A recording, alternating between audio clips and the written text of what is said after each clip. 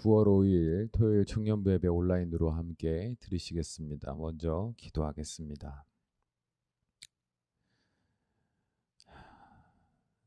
사랑이 많으사 오늘도 사랑하는 주님의 귀한 아들과 딸들의 이름을 기억하시고 그들의 삶을 돌보시는 우리 아버지 하나님, 주님께서 이들을 너무나 사랑하시기에 주시는 귀한 생명의 말씀이 이 시간 선포될 때에 바라옵기는 부족한 종의 연약함이 그 하나님의 온전하신 뜻을 가리지 않게 하시며, 또한 듣는 주의 귀한 자녀들의 마음 가운데 성령 하나님이여 밝은 빛으로 함께하여 주시고 분명한 하나님의 마음을 이해하고 깨달을 수 있는 지혜와 명철을 더하여 주셔서 오늘날 우리를 향하신 하나님의 온전하신 뜻이 무엇인지를 듣고 깨달아 믿어짐으로 말미암아 삶의 놀라운 변화들이 일어날 수 있도록 축복하여 주시옵소서. 오늘도 함께 하심을 믿습니다. 우리 주 예수님의 이름으로 기도합니다. 아멘. 오늘 함께 보실 말씀은 잠언 4장 10절에서 19절까지의 말씀입니다. 잠언 4장 10절에서 19절까지 말씀, 우리 한 목소리로 함께 읽습니다. 내 아들아 들으라, 내 말을 받으라. 그리하면 내 생명의 해가 길리라. 내가 지혜로운 길을 내게 가르쳤으며 정직한 길로 너를 인도하였은즉 다닐 때에 내 걸음이 곤고하지 아니하겠고 달려갈 때에 실족하지 아니하리라. 훈계를 굳게 잡아 놓치지 말고 지키라. 이것이 내 생명이니라. 사악한 자의 길에 들어가지 말며 악인의 길로 다니지 말지어다. 그의 길을 피하고 지나가지 말며 돌이켜 떠나갈지어다. 그들은 악을 행하지 못하면 자지 못하며 사람을 넘어뜨리지 못하면 잠이 오지 아니하며 불의의 떡을 먹으며 강포의 술을 마심이니라. 의인의 길은 돋는 햇살 같아서 크게 빛나 한낮의 광명에 이르거니와 악인의 길은 어둠 같아서 그가 걸려 넘어져도 그것이 무엇인지 깨닫지 못하느니라. 아멘. 오늘 말씀 제목은 내 아들아 들으라, 내 말을 받으라 입니다. 사랑하는 여러분, 요즘 잘 지내고 있습니까? 요즘 다들 어떻게 사는지 들을 길이 없어서 문득 어떻게 여러분을 위해서 기도해야 할지 몰라 답답한 마음이 들기도 하는 것 같습니다. 이런저런 마음을 부여잡고 기도하다가 이런 생각을 해봤습니다. 왜 우리 둘러서 청년들을 생각할 때 마음이 무겁고 답답할까? 라고 말입니다. 왜 그런 마음이 자꾸 생기는 걸까? 이를 고민하던 중에 하나의 이미지가 겹쳐지는 것을 경험한 것 같습니다. 바로 우리 집 삼남매의 모습입니다. 삼남매. 요즘 저희 집은 초등학교 교실이자 유치원 교실입니다. 때로는 학교 운동장이고 때로는 트로트 공연장이 되기도 합니다. 여름 성경학교 무대가 되기도 하고 곤충 박사들의 토론장이 되기도 합니다. 중국집이 되기도 하고 그럴듯한 경양식 식당이 되기도 합니다. 아이들의 모든 장소를 우리 집 안으로 몰아 넣은 형편 속에서 함께 살아가다 보면 마음이 짠합니다. 2100년이 되면 우리 막내 우성이가 이제 80세가 돼요. 그때 우성이는 노인으로서 어떤 세상을 살고 있을까를 상상해 보면, 생각해 보면 마음이 뭉클해지면서 한편으로는 걱정이 막 생깁니다. 지금도 이런데 2100년이 되면 우성이가 어떤 삶을 살고 있을까? 80세가 아니라 85세구나. 85세.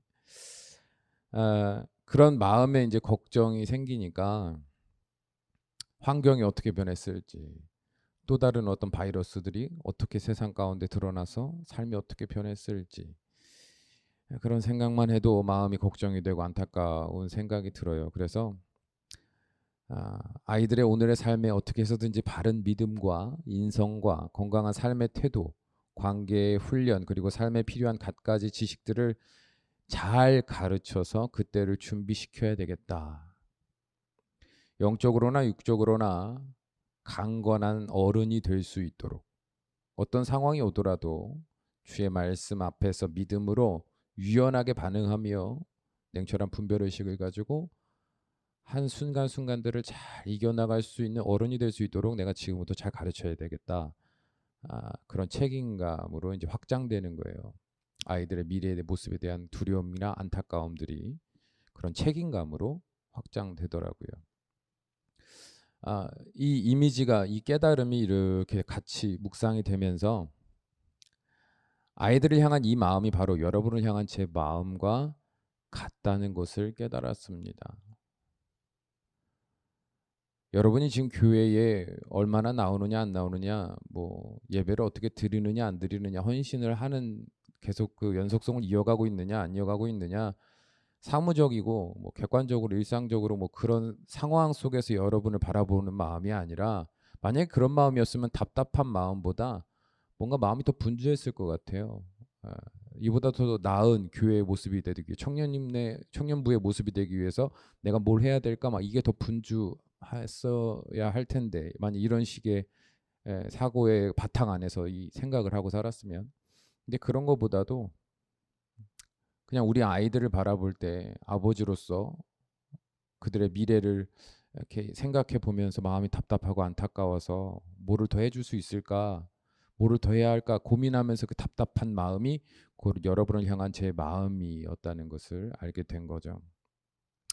그리고 더 깊이 묵상하는 가운데 이러한 저의 마음은 제 개인의 마음에서 비롯된 것이 아니라, 제가 뭔가 사랑이 많거나 제가 뭔가 여러분에게 있어서 헌신적인 어떤 진실된 사람이라기보다는, 저의 이런 마음은 제 개인의 마음에서 비롯된 것이 아니라 여러분을 향한 제 안에 성령 하나님의 마음이며 성령 하나님의 애통하는 마음인 것을 깨닫게 된 거죠.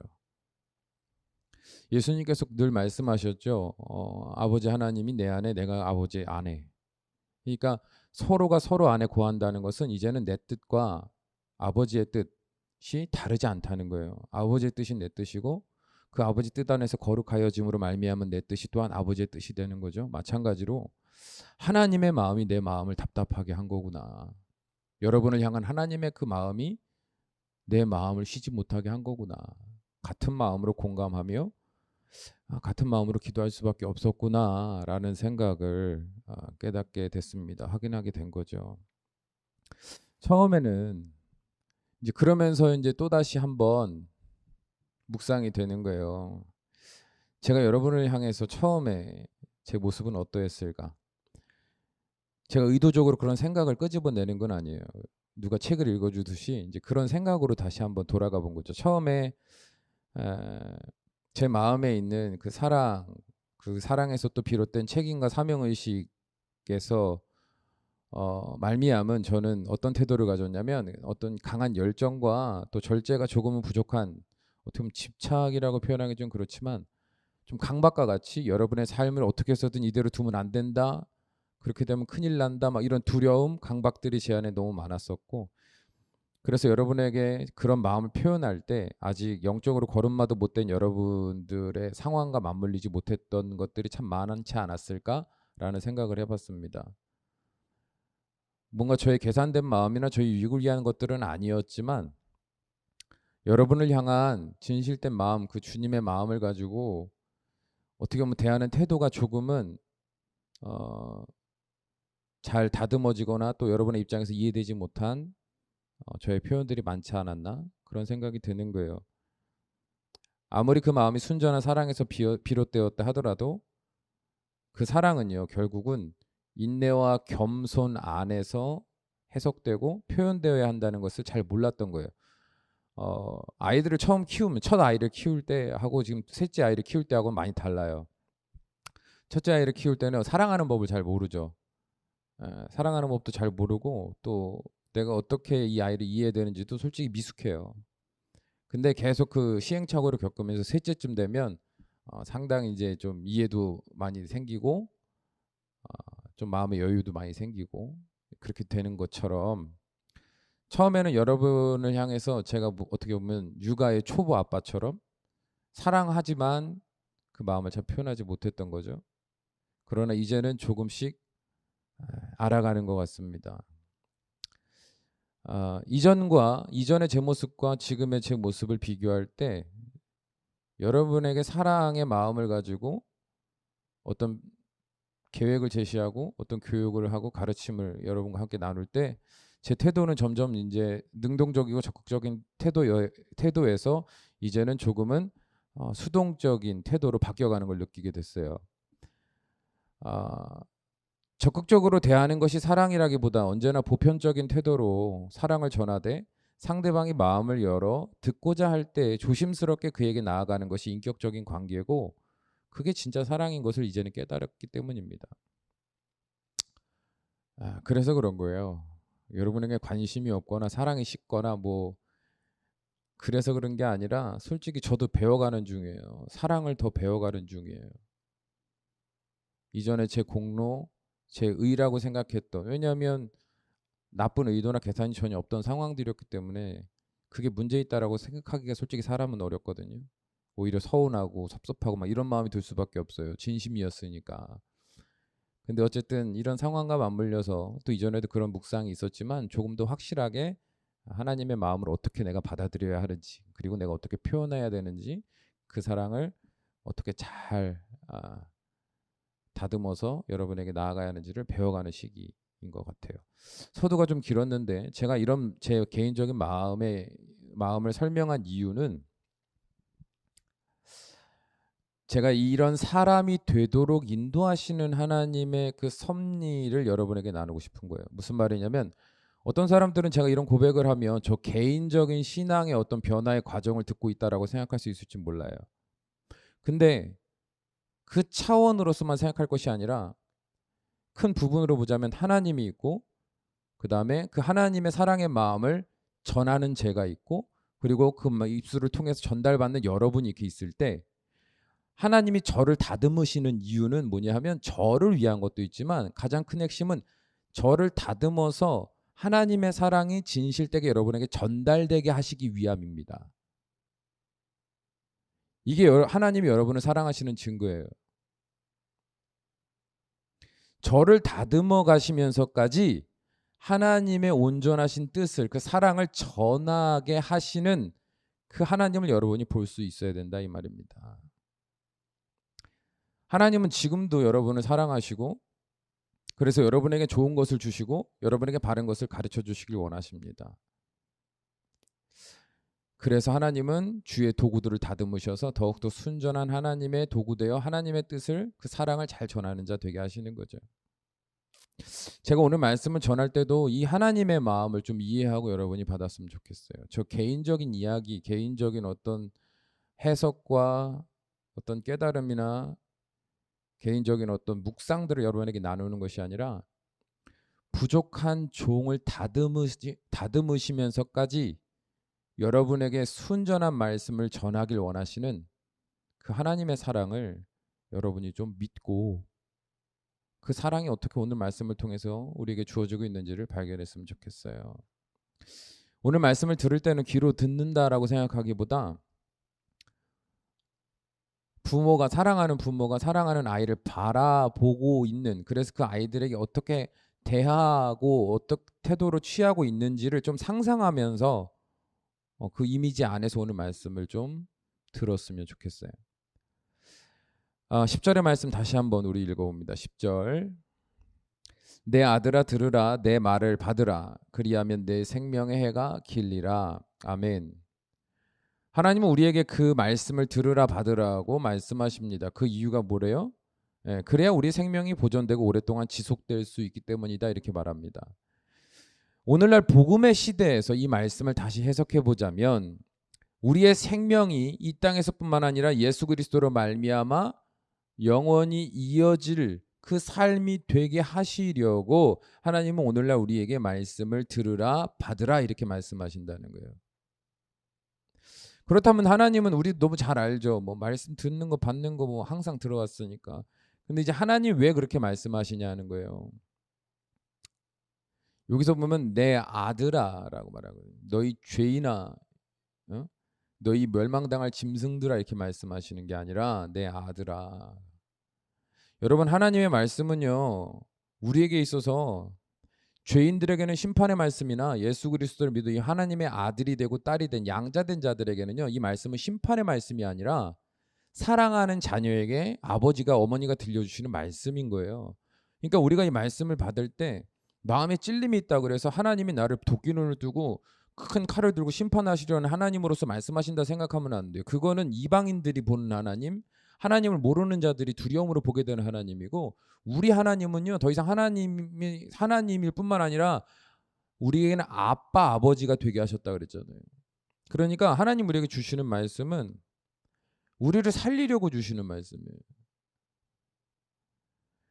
저나 여러분을 사랑하시기 때문에 주시는 말씀인 것을 좀 믿었으면 좋겠습니다. 그래서 하나님은요 구체적으로 우리에게 두 가지의 구조로 말씀하세요. 사랑하는 자녀들에게 주시듯 우리에게 말씀하시는 거예요. 왜요? 왜 말씀하신다고?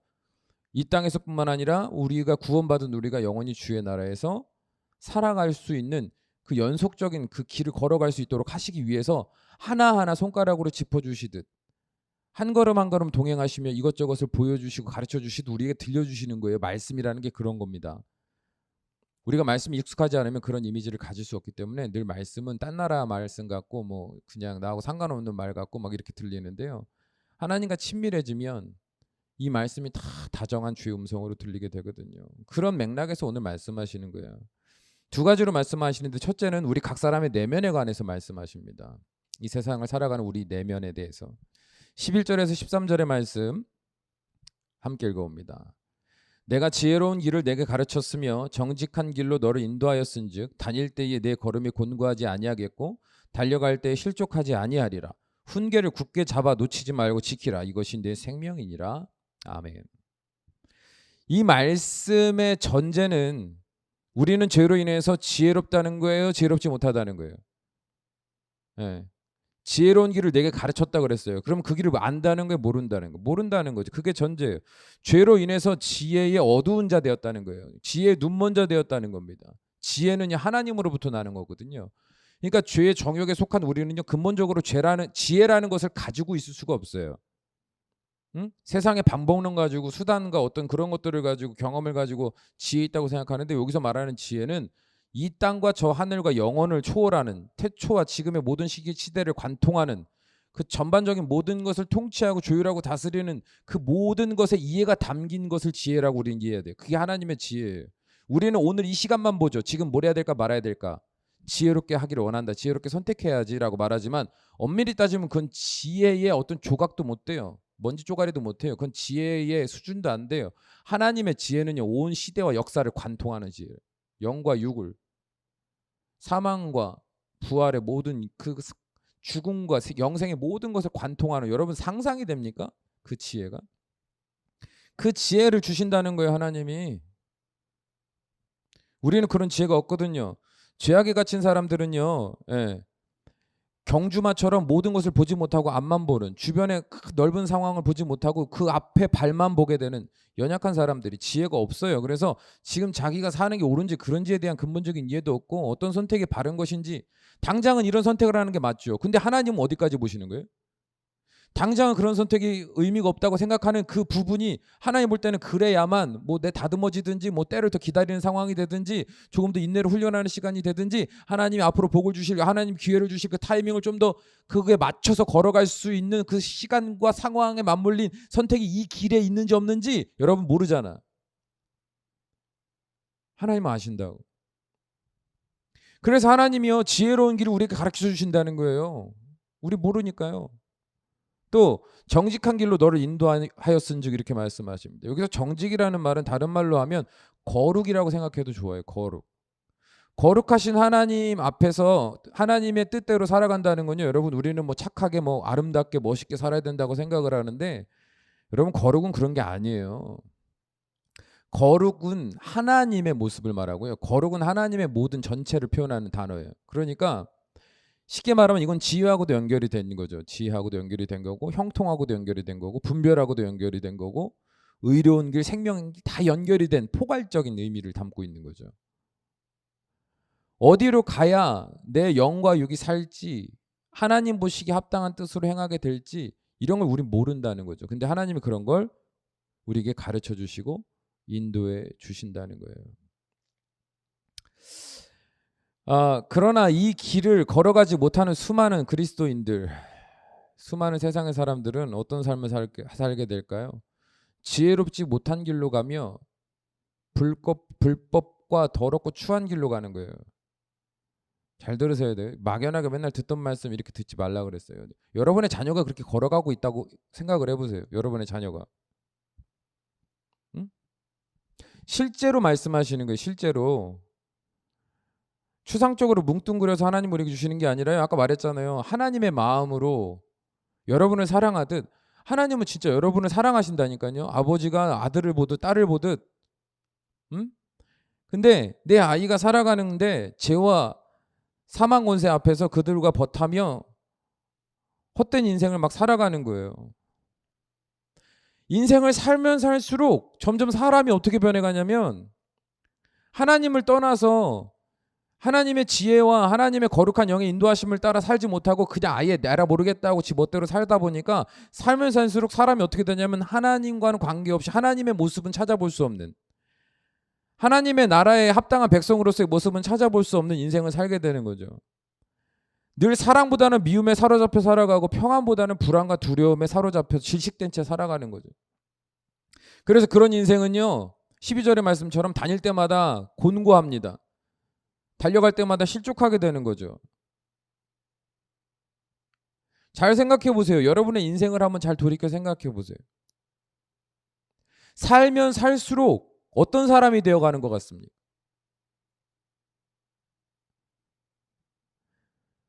대학생이 되고 나서 살면 살수록, 대학교를 졸업하고 취업을 준비하는 과정을 살면 살수록, 취업한 이후에 내가 살면 살수록 더욱더 지혜로워지며 더욱더 정직하고 거룩한 길을 찾아서 걸어가고 살아내는 그 모든 과정들이 더욱더 성숙된 의식으로 내 안에 열매 맺어 있고, 내가 더욱더 그런 사람이 되길 위해서 그 거룩한 열정과 거룩한 영적 의식이 여러분에게 더욱더 풍부한 영성적인 열매로 드러나고 있냐 이 말이에요. 아니면 살면 살수록 더 어두워지고 우울해지고 곤고해지고 외로워지고 절망스러워지고 있냐 이 말이에요. 살면 살수록. 상황이 그래서 그래요, 목사님. 그런 핑계 좀 이젠 대지 마요. 여러분, 지금 시대보다 더 말도 안 되던 그 과거에 어려웠던 시절에 수많은 그리스도인들은 그럼 다 죽었어야지. 다 멸망했어야지. 다 공고해서 그냥 막 하나님 다 떠나갔어야지. 2000년이 넘도록 예수 그리스도의 이름이 온 땅에 퍼질 수 있었던 이유는 시대와 상황과 상관없이 하나님의 사랑 안에, 하나님의 인도하심 안에, 하나님의 가르침 안에 머물렀기 때문에 그들은 생존할 뿐만 아니라 결국엔 악한 세상에, 더러운 세상에 선한 영향력을 끼치며 능력 있는 주의 도구들로 승리하는 자들로 살아온 거예요. 그러니까 그 열매가 오늘 우리가 된 거고. 여러분 생각해 보세요. 아이들을 보면요, 어린 아이들을 보면요, 아이들이 어때요? 상당히 모든 면에서 미숙하지 않습니까? 특별히 아이들의 여러 특징을 말할 수 있겠지만 가장 먼저 드러나는 특징은요, 자기 감정이 제일 옳아요. 아이들이 다 그렇잖아요. 에? 막 온통 더러워. 막 하루 종일 놀아가지고 땀범벅에다가 흙범벅에다가 막 더러워 죽겠어. 그러다가 진짜 막 큰 병에 걸릴 정도로. 그럼 부모는 자연스럽게 어떻게 얘기합니까? 가르치잖아요. 지혜를 가르치잖아요. 지혜를. 어떻게 사는 게 지혜로운 거다. 그러니까 이걸 지혜라고 표현하기도 좀 뭐하지만 부모는 그러잖아요. 이제 뭐 하자 그래, 들어오면. 씻자 그러잖아. 씻자. 그럼 아이들이 어떻게 해요? 네, 저거 생각해도 너무 더러웠어요. 막 이래요? 절대 안 그래요. 지금 나는 씻는 거보다 지금 놀고 있는 이게 더 좋고, 이거 끝나면 저것도 하고 싶고, 그 손으로 그 몸으로 막 이것도 먹고 싶고, 막 자기가 하고 싶은 감정, 자기 주관적인 욕심, 자기 주관적인 계획들이 훨씬 더 앞서 있어. 그래서 이 정신적으로, 영적으로, 감정적으로 미숙하니까 안 들어, 고집 피워. 예?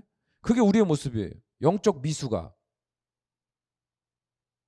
하나님이 이렇게까지 말씀하시는 데는 이유가 있는 거예요. 우리가 모르니까, 미숙하니까, 하나님이 그러면 안 되니까 말씀하시는 건데, 나를 사랑하니까 나를 인도하시고 지혜를 주시고 거룩한 바른 길로 가려고 이렇게 말씀하시는 건데 안 듣는 거예요.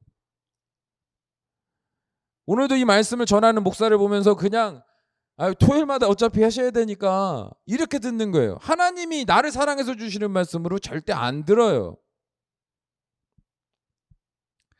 또한 우리가 살아가다 보면 세상에 많은 사람들과 함께 어울려서 살다 보면 또 많은 선택을 하다 보면 불법과 불의를 따라 살아갈 때가 참 많거든요. 이게 무슨 말이냐면 불법 행한 적 없는데요? 그렇게 생각할 수 있어요. 그런데 그게 아니에요. 여러분 우리의 마음에 내면에 관련된 말씀 계속하는 거. 우리 내면에 지혜뿐만 아니라 지혜도 필요하지만 더 중요한 건 정직이거든요. 거룩함에 대한 내 마음의 온전함. 예를 들어 누구를 사랑하고 미워하고 내 유익과 목적을 따라서 뒤에서 다른 말하고 이간하고 거짓말하고 막 이런 우리의 모습들이 있단 말이에요. 그런 모습들을 가지고 그냥 살아도 괜찮습니까?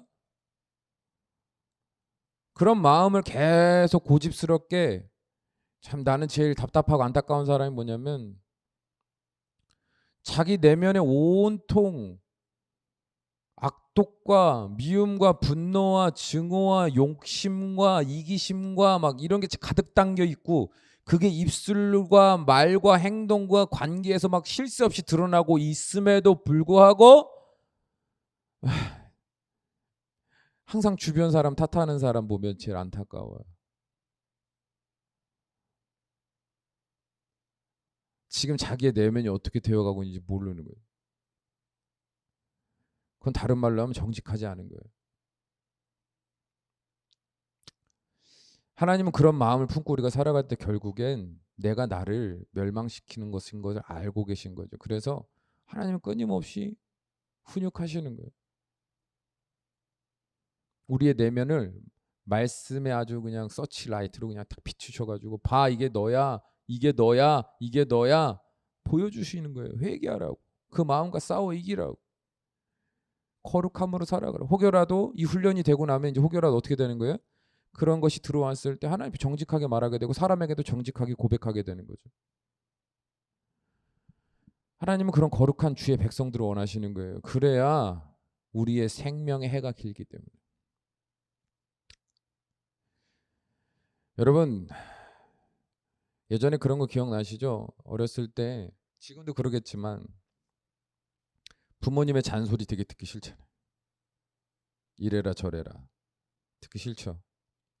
네? 근데 그거 알아요? 여러분이 부모가 되면 그 소리가 잔소리가 아니었음을 알게 돼요. 그리고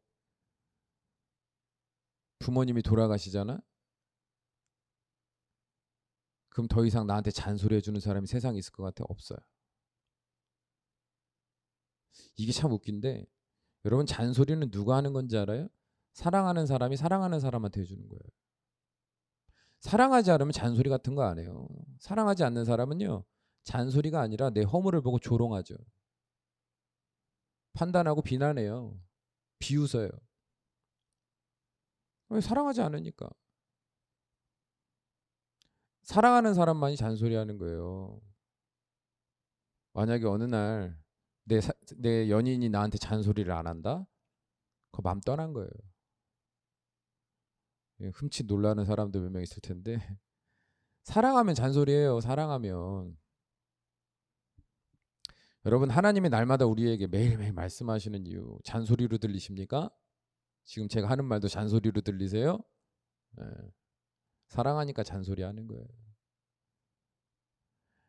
여러분 주변에 아무도 여러분에게 여러분이 뭘 하든 말든 잔소리 안 하는 날이 오면 여러분 어떨 것 같아요? 자유로울 것 같습니까? 아니에요. 이전에 경험하지 못했던 두려움과 절망과 고독함으로 깊이 빠져들어가게 될 겁니다. 하나님 여러분에게 주시는 말씀은 잔소리가 아니라 여러분의 내면을 누구보다 잘 아시고 미숙함을 누구보다 잘 아시고 그 내면 지금 어떻게 살아가고 있는지를 누구보다 잘 아시기 때문에 여러분에게 지혜와 거룩과 정직의 길을 가르쳐 주시기 위해서 말씀을 주시는 거예요. 둘째로 하나님은 우리의 내면의 상태를 돌보신과 동시에 우리의 외적인 상황들에 대해서도 구체적인 돌봄의 말씀을 들려주십니다. 14절에 17절 사악한 자의 길에 들어가지 말며 악인의 길로 다니지 말지어다. 그의 길을 피하고 지나가지 말며 돌이켜 떠나갈지어다. 그들은 악을 행하지 못하면 자지 못하며 사람을 넘어뜨리지 못하면 잠이 오지 아니하며 불의의 떡을 먹으며 강포의 술을 마심이니라. 아멘. 하나님은 악인들과 어울리지 말며 그들을 피하고 돌이켜 떠나라고 말씀합니다. 왜냐하면 그들은 악을 행하지 못하면 잠도 못 잘 만큼 개인적인 분노와 개인적인 욕심에 사로잡힌 자들이고요. 불의한 유익을 탐내고 몹시 우악스럽고 사나운 삶을 술 마시듯 즐기는 사람들이기 때문에 그렇습니다. 그렇다면 여러분 주변에 그런 사람이 있습니까? 언뜻 떠올려 보면 다 좋은 사람들이고 그럭저럭 괜찮은 사람들이라고 여러분 생각할지도 모르겠습니다. 사회생활을 좀 해본 사람들은 맞아요, 그런 사람들 꽤 많습니다라고 말하겠지만 제 주변에 문득 그런 사람은 떠올려 보면 없는 것 같습니다라고 말할지 모르겠어요. 그런 사람들은 19절에 이런 사람이라고 표현하거든요. 19절 보면 악인의 길은 어둠 같아서 그가 걸려 넘어져도 그것이 무엇인지 깨닫지 못하느니라 이렇게 말합니다. 그러니까 하나님이 뭐 사악한 자, 뭐 악인, 뭐 그들은 어떤 삶을 살고 뭐 이런 사람들로 말씀하실 때 우리가 뭐 얼핏 주변에서 봤을 때 그런 폭력적이고 사기꾼과 같은 삶을 사는 사람들을 말하는 것이 아니라 큰 틀에서 보자면 어떤 사람들을 피하라 말하는 거냐면 어두운 길을 걸어가는 자와 같이 스스로 매일 넘어지며 스스로 매일 자기도 알지 못하는 길을 이곳저곳 기웃거리며 방황하는 자들을 말하는 거예요. 하나님을 믿지 않는 사람 혹은 믿는다고 하여도 결국 하나님의 말씀을 뒤로한 채 자기 멋대로 사는 사람들의 특징이 뭔지 아십니까? 아무리 착하고 온유해 보여도 그들이 항상 바라는 것은요, 이 땅 안에 국한되어 있습니다. 잘 들어야 돼요. 이 땅에 국한되어 있다는 거예요. 그리스도인과 목적 자체가 다른 거예요. 기쁨과 행복의 조건도 다르고 그 목적도 언제나 육신의 삶에만 국한되어 있습니다. 그러한 삶의 목적을 위해서 살아가는 사람들의 내면은요, 유한한 죽음의 한계 안에 갇혀 있지 영원한 생명의 빛으로 연결되어 있지 않아요. 잘 들어요. 우리의 내면이 예수 그리스도로 말미암아 구원받은 사람은 인생을 살아갈 때 아까도 11절에서 말씀하셨듯이 지혜를 주세요. 그 지혜는 삶과 죽음을 관통하는 지혜예요. 이 땅에서 잘 먹고 잘 사는 고난을 피하는 어떤 그런 지혜가 아니라 어떤 가시밭이든 어떤 돌짝밭이든 어떤 불덩이가 막 이글거리는 곳이든 그것이 구원의 길이면 걸어가게 되는 게 지혜란 말이에요. 예? 그런 거듭난 사람은 그런 지혜를 가지고 또 정직함과 거룩함을 가지고 그 길을 걸어갈 수 있어요. 그렇기 때문에 그들은 결국에는 분명한 목적의식을 가지고 자신의 인생의 순간순간들을 그 목적의식 안에서 이해하고 받아들이고 해석하고 분별하는 삶을 살 수 있습니다. 그러나 그 마음의 목적이, 그 삶의 목적이 그 영혼과 맞닿아 있지 않고 이 땅에 썩어질 것, 없어질 것, 결국 나도 죽어 없어질 그 세상에 국한된 사람들은 그 빛에 초점이 가 있지 않으니까 향방 없는 자와 같이 자기 인생을 살아요. 그러니까 그 내면도요, 빛은 없어요. 온통 어둠이에요. 어둠. 여러분, 어둠이 있다는 거는 무슨 말을 뜻하는 거예요? 예. 하나님의 인도하심이 없다는 뜻이기 때문에 그들에게는 뭐가 없어요? 지혜가 없어요. 정직이 없습니다. 거룩함도 없습니다. 그렇기 때문에 그들의 내면은 언제나 죄의 탐욕에 쉽게 노출될 수밖에 없는 상태의 사람들입니다. 세상의 사상과 가치관에 얽매여서 살아가게 된다 이 말이에요. 그러다 보면 자연스럽게 그들의 마음에, 그들의 삶에 무엇이 열매 맺고 무엇이 자리 잡고 그래서 그들은 어떤 사람이 되어갈까요? 예? 사랑보다는 마음의 분노가 자리 잡게 될 겁니다. 희생과 섬김보다는 내 유익을 위해서 네가 좀 희생하고 섬기라고 말하는 사람이 될 거예요. 가면 갈수록 나만 생각하고 나만 평안하면 되고 심지어 가족이 불행해도 나만 괜찮으면 되는. 요즘 보면 사람들이 너무 힘들고 어려우니까 남을 돌보기는커녕 지금 자기 스트레스 엄청 받거든요. 답답하고 그러니까 이걸 어떻게 쏟아내야 되는 거예요. 표출해야 되는 거예요. 그러니까 요즘 사람들이 하는 게 뭔지 알아요? 분노를 표출할 대상이 나타나기만 하면, 걸리기만 하면 거기다가 막 다 쏟아 붓는 거야. 객관성이 없어. 그냥 여러분 내가 관심 없는 분야에서 어떤 일이 일어났다고 하면 아유 그런 일이 있구나 그러죠. 근데 그 분야에 내가 연결돼 있다고 생각해 보세요. 그래서 내가 손해 본다고 생각해 보세요. 목숨 걸고 달려들잖아요. 예? 인간은 이기적인 동물이에요. 저 사람의 저 공동체가 죽어가든 저 회사에 저 어떤 사람들이 어떻게 살아가든 상관없어. 나하고 뭐 관계 없으면. 근데 지금 온 국민은 코로나 때문에 다 내 이익과 연결된 상황에 모든 국민 전 세계 사람이 나는 바보라서 이러고 사냐? 니네 뭐냐? 욕하고 쏟아내는 거죠. 여러분 그리스도인으로서 혹시 그러는 사람이 있습니까?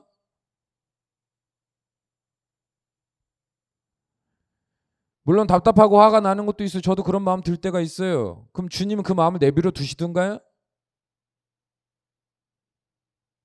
화내도 괜찮다 하시던가요? 그들을 미워하고 욕하고 그래도 된다고 하나님이 그러시던가요? 그리스도인들은 그럴 수밖에 없는 연약함 속에 있지만 그렇지 않게 살잖아요. 왜? 착한 척 하려고 그러는 게 아니라 하나님이 내 마음에 빛을 비추셔서 내 안에 분노와 미움과 내 스트레스가 그렇게 막 쏟아져 나가고 하나님이 원하시지 않는 막 분노와 증오와 시기와 막 원망 속에 살아 내 영혼이 막 좀먹고 썩어 들어가지 않게 하시려고 하나님이 나를 다듬으시는 것을 깨닫게 하시는 걸 알기 때문에 그럴 수가 없어요. 하나님과 정상적인 관계 안에 있다면 그러면 그들이 뭐 잘못하지 않았다는 얘기입니까? 아니 상관없는 거야. 어떻게 여러분 욕하면 가서 막을 거야? 다 고소할 거야? 싸워서 이길 거야? 길 찾아다니면서 길에서 막 그런 사람들 보면 일일이 막 대항해 싸울 겁니까? 그래봤자 키보드 워리어잖아. 우리가 해결할 수 없는 상황이라고. 여러분 몰랐어요? 세상은 온통 불의가 가득한 세상이에요. 이기적인 사람들로 가득한 세상이에요. 남이 죽든 말든 내 쾌락과 내 영광을 위해서 사는 사람들로 가득한 세상이에요. 그러니까 예수님 빨리 오시라고 기도하는 거 아니야? 그잖아요.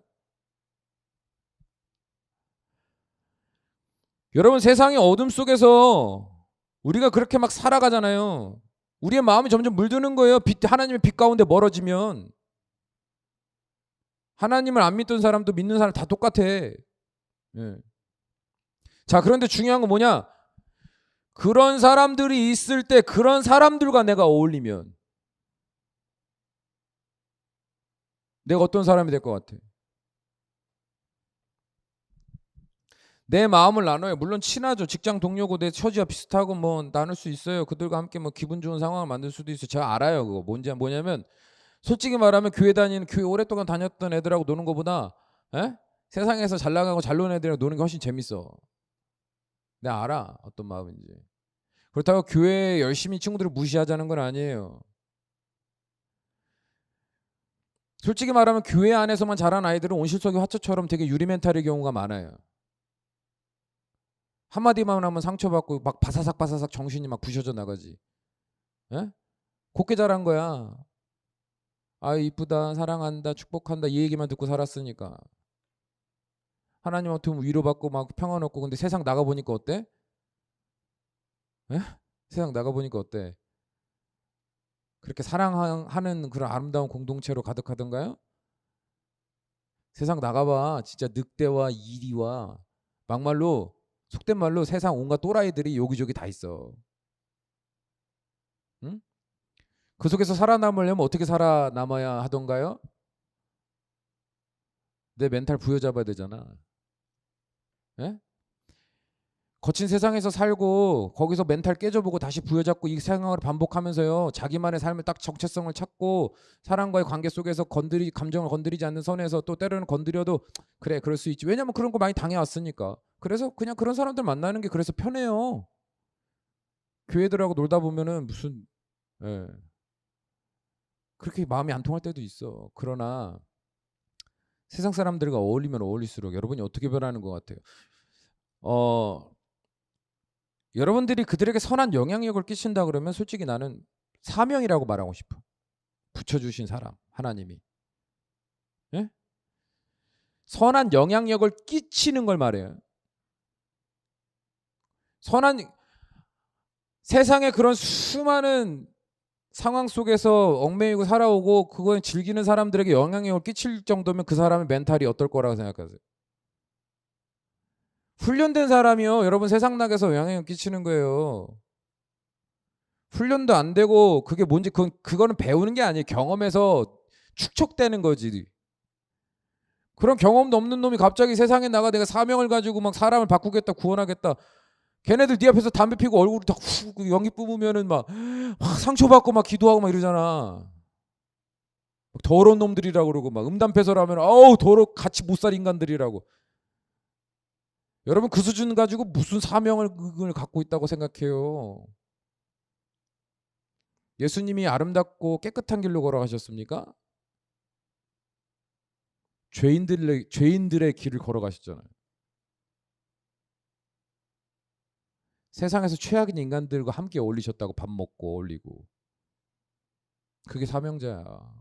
어쨌든 여러분이 사명자로서 뭐 그들과 함께 어울립니다. 뭐 그러면 내가 다시 말하지만 여러분의 바람이 아니라 이상한 신학의 무슨 신앙적인 이상한 편협한 목적의식 그런 교육받은 애들도 많더라고. 그래야 구원받을 것처럼 그래야 내 인생이 잘 풀릴 것처럼 이상한 복음에 완전히 어쨌든 사명의식을 가진 사람이 아니라면 여러분 주변에 그런 사람들과 어울릴 때 여러분 어떤 사람이에요? 영향을 받아요? 아니면 영향을 끼쳐요? 더군다나 우리가 다수고 그들이 소수면 영향을 줄 수는 있어요. 예를 들어 회사에 갔는데 회사 10명인 회사에 갔는데 8명이 점심시간마다 송송기도해. 그럼 2명이 어떻게 해요? 하지 말라 그럴까? 아니야. 그 2명도 자기도 모르게 눈 감고 눈치 보이니까 그러겠지. 다수가요. 있으면 소수는요. 불평 불만이 있어도 그래도 영향을 받게 돼. 여러분 세상이 다수예요? 그리스도인이 다수예요? 세상이 다수죠. 아, 뭐 그리스도인 천만이고 무슨 천만이야. 에? 진짜 하나님하고 소통하고 하나님과 소통이라니까 뭐 신령하게 뭐 하나님 계시받고 이런 사람 말고 아까 말했잖아. 하나님이 내면을 막 가르치시고 지도하시고 인도하실 때 진짜 매일같이 깨어있는 의식을 가지고 자기 인생의 영적인 스토리와 변화와 질서를 가지고 막연한 기도가 아니라 구체적인 기도가 매일매일 변하고 에? 단기 장기 하나님의 목적과 소망을 분명히 깨닫고 가고 수정하고 변화되고 이런 의식을 가지고 매일매일 사는 사람이 몇 명 되겠어. 그런 사람들이요. 소수의 사람들이 다수의 사람들과 어울리다 보면 자연스럽게 원치 않아도 영향받게 돼.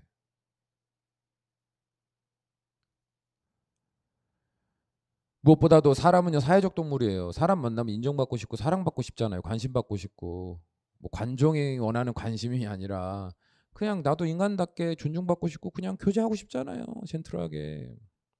응? 그러기 위해서는요. 여러분 결국에는 그들의 어떤 삶의 영역이나 가치관들 그들의 대화의 수준이나 주제나 가치들을 어느 정도는 좀 수용해야 돼요. 아니 전혀 다른 영역에 사는 사람 소통이 안 되잖아요. 예? 자 오늘 전체 회식이다 오늘 술 한잔 하러 가자 그랬는데 예? 부장님이 술 한잔 하자 그랬는데 그리스도인답게 산다고 예수 이름으로 불러가라 술 취한 자요 방탕한 자요 이러고서는 막 혼자 직가방청에 퇴근해봐. 아니잖아. 어쩔 수 없잖아. 그 분위기가 네 좋습니다 하고 우르르 나갈 때 사무실 혼자 무릎 꿇고 기도할 거야? 같이 나가잖아. 내가 말하는 건 이런 분위기들을 말하는 거예요. 우리는 그 상황을 피할 수가 없다니까. 그러다 보면 자연스럽게 자기도 모르게 하나 타협하고 2개 타협하고 3개 타협하는 거예요. 그래도 괜찮은 것 같거든. 어? 여러분 그때 하나님 우리를 보면 뭐라 그러실 것 같아? 점점 물들어가는 거야. 점점 여러분 부정적인 사람하고 친구하지 마세요. 단호하게 얘기하는데 부정적인 사람하고 어울리면 여러분도 부정적인 사람 되는 거예요. 여러분 옆에서 누가 자꾸 누구 욕하고 누구 막 뒷담하고 에? 확실하지도 않은 얘기 습관적으로 막 그렇게 얘기하는 사람 있습니까? 어울리지 마세요. 사랑하고 상관없어. 잘 봐봐. 여러분이 그런 사람하고 어울리면 무슨 대화를 하게 되든가요? 에? 여러분도 똑같은 말 하게 되잖아. 저는요 친구들 많이 있지만 만나기만 하면 부정적으로 막 교회 욕하고 뭐 누구 욕하고 뭐 자기네 담임 목사님 욕하고 막 자기네 교회 성도님도 욕하고 이런 친구들 안 만나. 왜 만나니? 왜 만나 걔네들을? 똑똑하고 뭐 힘있고 뭐 능력 있는 친구라도 안 만나요. 만나봤자 생각과 마음이 더러워져. 왜 남의 악독을 다 받아가지고 오는 거야?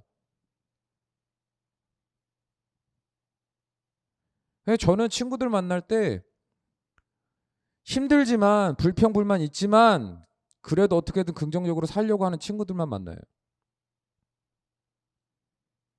부정적인 사람들하고 놀지 마세요. 여러분도 부정적으로 변해요. 그렇다고 부정적인 사람을 단호하게 잘라내라는 얘기가 아니야. 수시로 어울리며 그들의 부정에 얽매이지 말란 얘기를 하는 거지. 여러분, 하나님은요, 그런 우리를 보시는 거예요. 누구 만나서 어떤 상황 속에서 어떤 공동체 안에서 어떤 목적을 가지고 어떤 의식을 가지고 물들어가고 있는가 자기도 모르게. 그럼 하나님 어떻게 하시는 거야? 말씀하시는 거야. 그래서 여러분이 흔히 생각하는 잔소리, 하나님의 잔소리,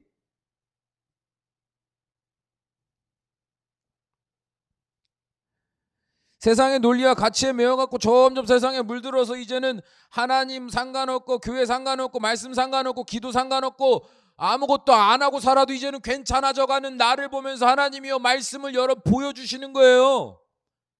둘러서 청년부 말씀, 대면 예배가 안 되면 비대면을 통해서라도 온라인 예배를 통해서라도 하나님 오늘도 말씀을 주는 거야. 정신 차리라고. 너 왜 글로 가고 있냐고. 예.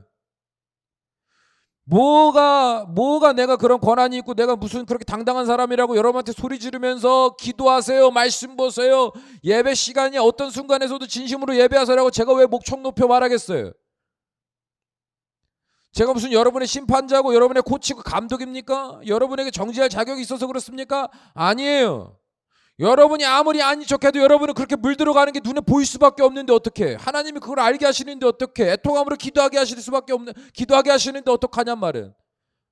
오늘도 제가 소리 높여 말하는 이 마음은 제 목소리, 제 마음, 제 감정, 분노가 아니라 제 안에 하나님이 안타까움으로 자녀에게 훈육하시는 거예요. 잔소리 하시는 거예요. 글로 가면 안 된다고. 사악한 자들의 길에 들어서면 안 된다고. 악인들의 길로 다니면 안 된다고. 어두운 밤에 깨닫지도 못하고 넘어지며 방황하는 자들과 함께 그들의 말에 섞여서 그 가치관에 섞여서 세상의 온갖 풍조, 온갖 쾌락, 여러분을 우민화시키는 수많은 미디어의 전략들과 빚지게 만들어 여러분을 허덕이게 만드는 수많은 돈 많은 자들의 모략 앞에서 여러분을 건져내는 거예요, 하나님이. 그래서 하나님 말씀하시는 거예요. 사랑하는 여러분, 마지막으로 18절 말씀 읽습니다. 의인의 길은 돋는 햇살 같아서 크게 빛나 한낮의 광명에 이르거니와. 아멘. 하나님은 주의 말씀으로 우리의 어리석은 생각을 지혜롭게 하시고 세상에 물든 마음을 정결하게 하사 우리가 걸어가야 할 생명의 길을 보여주십니다. 우리를 너무나도 사랑하셔서 내 아이를 돌보는 아버지와 같이 어머니와 같이 우리를 알뜰살뜰하게 챙기시고 보호하시고 인도하시는 분이 하나님이시다 이 말이에요. 세상살이 지쳤다고 하나님을 떠난다는 게 말이 됩니까? 홀린 거예요 지금. 그럴 거면 하나님 안 믿었잖아. 세상살이 지쳐서 예배할 시간도 예배할 마음도 없고 기도할 마음도 안 생겨요. 여러분의 영혼은 지금 뭐에 잠식당한 거야. 빛을 피하잖아. 하나님 믿는 사람이 세상살이에 지치면 하나님께 나와야지. 세상살이에 지쳤다고 왜 하나님을 떠나? 뭔가 이상한 생각 안 들어요? 엄마 아빠 사랑해요. 근데 삶이 너무 지쳤어요. 이제는 엄마 아빠라고 부르지 않을게요. 그리고 집 나가서 다른 집에 가서 엄마 아빠 이러고 산다고 생각해봐. 말이 되니? 여러분, 진짜 힘들 때 기억나는 사람이 내 사람이에요. 내가 의지하는 사람이잖아. 하나님을 믿으세요. 믿는다고 생각하지 말고 진짜 좀 믿으세요. 안 믿잖아요. 하나님 여러분 너무 사랑해가지고 부족한 종 막 아유 나는 그런 생각도 안 되니까 나 말고 다른 종이 와서 하면 더 잘할 것 같으니까 하나님 나는 좀 다른 사업이나 뭐 장사나 뭐 물류업 쪽으로 좀 빼주시라고 막 열심히 해보겠다고 그런 기도 많이 해. 부족한 거 알고, 그리고 쉴 새 없이 하나님 앞에서 그런 깨달음 안에서 정직하게 이제 정면으로 나아가는 게 너무 고단할 때가 많거든. 하나님이 그럼에도 불구하고 붙드시고 아주 갈고 닦아가지고 여러분에게 시험이 되는 사람이 되지 않도록 하시면서까지 하나님이 여러분을 통해 말씀을 주시는 이유는 여러분을 그만큼 사랑하시기 때문이에요.